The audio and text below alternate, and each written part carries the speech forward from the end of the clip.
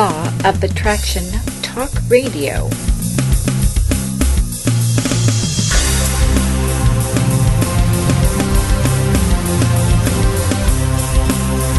Get ready to be the best you can be. Stay tuned for the Law of Attraction Talk Radio with Jules.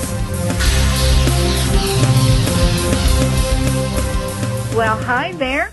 I'm so very glad you could join us for tonight's show on love and romance with the Reverend Barbara Gulbranson. We're really going to dive into her first book and answer a whole bunch of questions. Oh, my goodness, love and romance. And I know you all are out there listening and you're dying to ask some questions.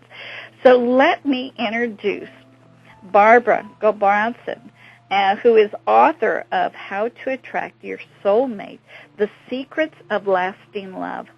And this is helping people to create a healthy and loving relationship through practical spiritual principles and the law of attraction. Barbara speaks internationally and is in great demand for appearances on radio and television. Barbara is also a graduate of the Religious Science International Ministerial Program and a licensed minister with Emerson Theological Institute. Barbara, are you there? Yes, hi. Hi, good evening. Let's just dive in here. Let's talk about the title of the book. What is a soulmate? What is the definition? You know, a lot of people throw the phrase around soulmate, and the true definition of it is two people who have a very strong connection and a bond. It's a compelling love, but they were together before being born here on this plane of experience. They've had many lifetimes together. And you know, so then they have many lifetimes even after together. Now, there are some people out there that don't believe in reincarnation, and so the term soulmate for them might mean just a life partner who they have a good relationship with, but the technical definition is somebody who you've been through several lifetimes with together. And it's not necessarily a romantic relationship either, is it? Exactly. It's not. You can have a soulmate relationship, your best friend, a girlfriend, it could be a coworker, an uncle, a sister, because these are souls that you are very connected with on the other side before being born here. So it's not necessarily a romantic relationship, although that's what we're talking about tonight. It's not necessarily just limited to that. Right. Yeah. Wow, how interesting. Now for the purposes of love and romance, how can we put the law of attraction to work in finding your romantic soulmate? Well, the technique that I use, I actually use this technique myself to find my soulmate, who I've been married to for 14 years now. And I use a tool called spiritual mind treatment, and I also meditate, and these things are explained in the book. But spiritual mind treatment, it's a universal prayer that anybody could do. It doesn't matter what your religious upbringing is or anything like that, because what it does is it sets the power of creation is always going on, and it sets it in motion in such a way that you attract to you what it is you desire. Now, you can use this technique for prosperity, health, healing. It could be used for anything, but in the book, we're talking about soulmates, so I have a spiritual mind treatment in there that's designed for soulmates. Oh, okay. But it can be used for anything if you have the technique. And I'd be happy to talk about that. If people are interested in knowing what the technique is. First, all you have to do is believe that there's a creative power in the universe. You know, that there is a creator, creative power. You could call that God. You could call that intelligence, mind, whatever fits right for you. And it has five easy steps. And the first step is recognition. And all you do is you recognize that there is a power in the universe for good. And that's all you have to do in that step.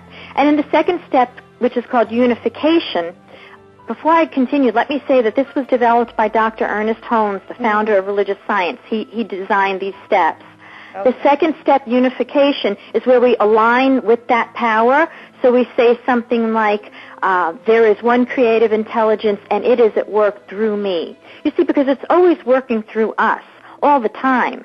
So whether it's up to us to use it to attract what we want in our life. Mm-hmm. So then we go to the next step, which is called realization.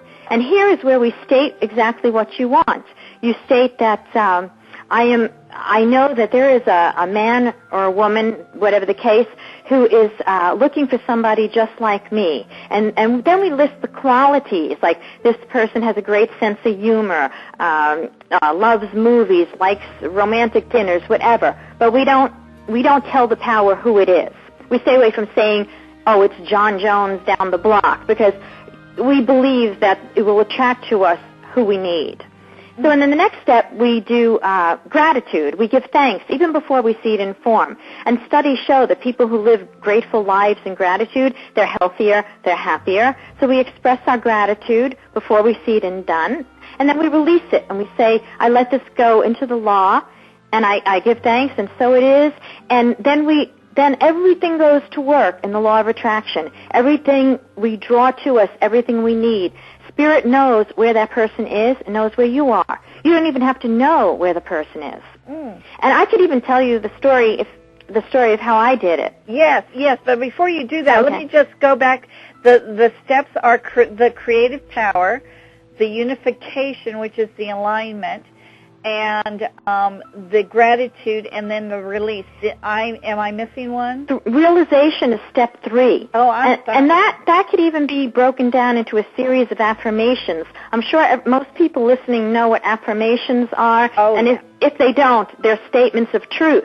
So there's where you work in those affirmations, because we state it, in the present tense as if it's done. Okay.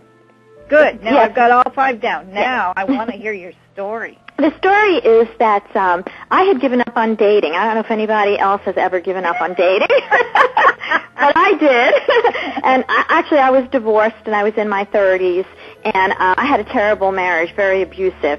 So then I went through a series of relationships. None of them worked out, and I just gave up. But deep down inside, I did want a relationship. I knew that. But I got a dog, and I stayed home, and my dog is now almost 16. She's sitting right here on the floor. Oh, wow. So, yeah, she's been with me a long time. So then, I learned about this technique. I started studying the work of Dr. Ernest Holmes, and I started studying religious science, and later on became a minister. And I started using this spiritual mind treatment every night. I wasn't very trained in it, but I read a book, and it had the steps, and I did it.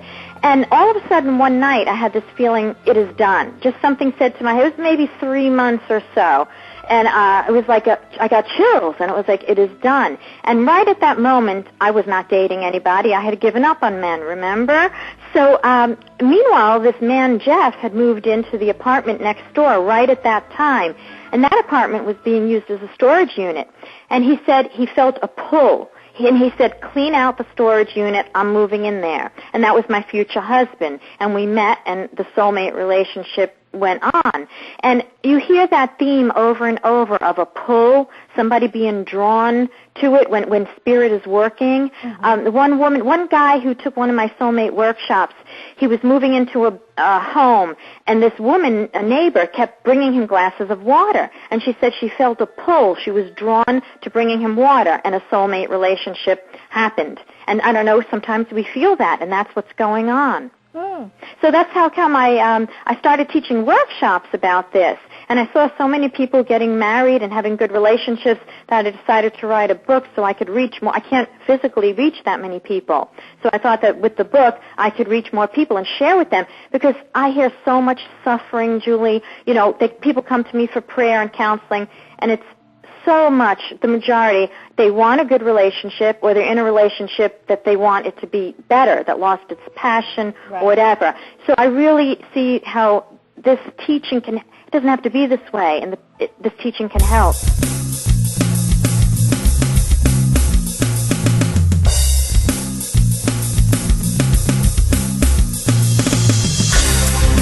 You have been listening to the Law of Attraction Talk Radio, hosted by Jules Johnson. For more information, go to www.lawofattractiontools.com.